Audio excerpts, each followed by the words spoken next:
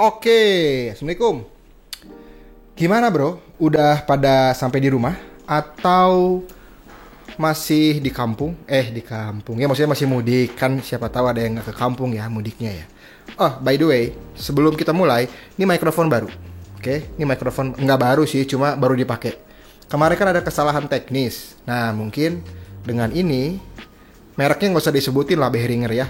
Jadi, disebut kita tanya. Oke nih, buat pembuka setelah lebaran, kita coba omongin perbedaan mendasar antara cowok dan pria.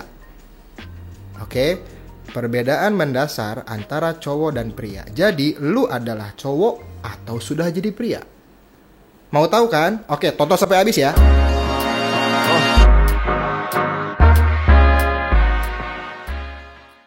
Yang pertama, faktor tadi apa sih? Faktor apa aspeknya?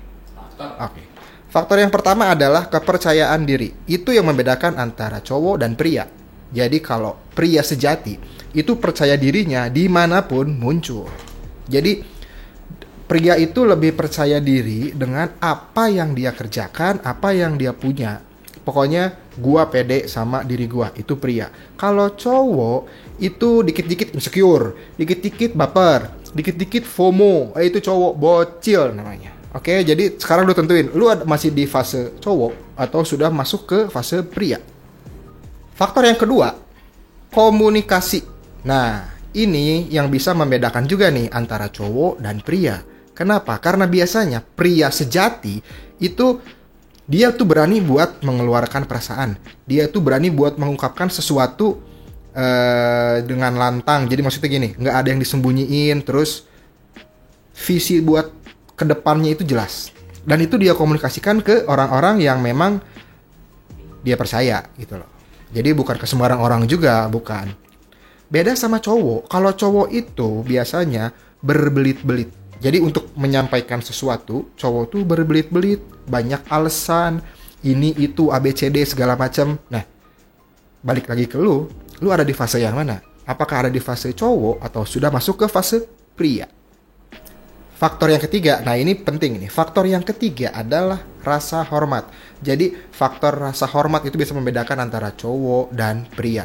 Contohnya gini, pria sejati itu akan bertindak gak kurang ajar. Dia bakal bisa menghargai lawan bicara, menghargai orang lain, menghargai keluarga, lingkungan, dan sebagainya.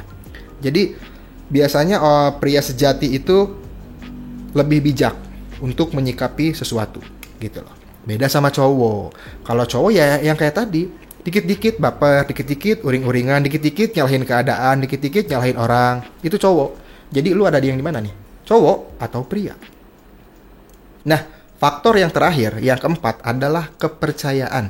Ini bukan kepercayaan dalam artian kepercayaan secara agama, bukan. Tapi ini trust ya, trust. Ini soal trust. Jadi pria sejati itu biasanya memberikan kepercayaan yang penuh kepada orang-orang yang dia percaya. Bukan ke setiap orang, kepada orang-orang yang dia percaya. Jadi apapun yang, contoh ya misalnya partner kerja. Nah, pria sejati itu bakal menaruh kepercayaannya kepada partnernya untuk menyelesaikan sesuatu atau untuk bekerja bareng gitu loh. Tapi kalau cowok biasanya belum apa-apa udah takut. Ini lu ntar gimana? Ntar lu bisa nggak beresin? Nah, itu bocah yang kayak begitu. Kita sebagai pria sejati itu give our trusting to other person, tapi yang kita tentukan ya nggak semuanya.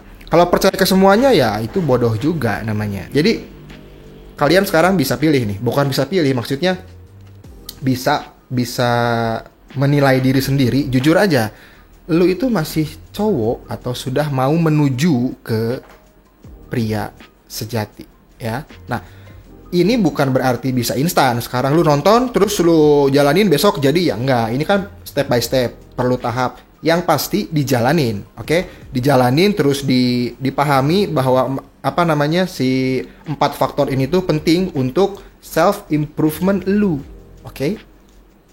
Paham? Adik-adik, kalau yang masih adik, kalau bapak-bapak ya mungkin udah paham. Kalau saya kan masih tengah-tengah gitu loh, di atas adik, di bawah bapak. Ya, oke. Episode pertama setelah lebaran kayaknya cukup sampai sini aja. Jadi kita nggak usah lama-lama. Nanti next episode ada topik yang harus kalian tungguin. Pokoknya keren banget. Oke, Sano pamit. Close.